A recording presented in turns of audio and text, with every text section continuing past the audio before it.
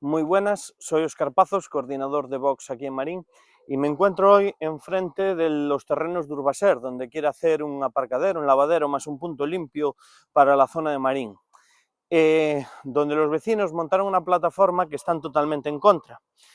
Pero hasta ahí todo bien, pero recopilemos.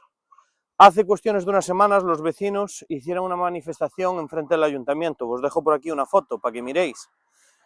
Bueno, en esa manifestación asistió el portavoz socialista Manuel Pazos. Aquí lo miraréis marcado en la foto.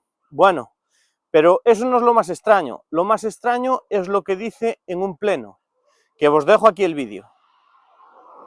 Se ven plasmados, estamos pensando, por exemplo, no punto limpo móvil, creemos que era realmente indefendible que un concello como Marín non tuvera un punto limpo en 2025.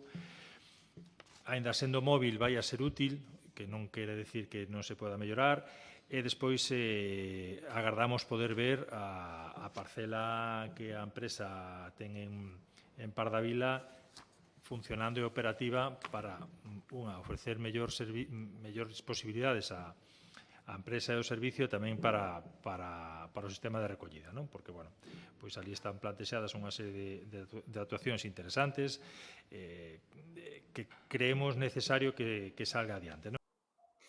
Bueno, ya lo habéis visto todos, él está encantadísimo y quiere que esto se haga lo más rápido posible. Ahora quiero preguntaros una cosa, con tres opciones. ¿Y haría el mismo curso que Sánchez?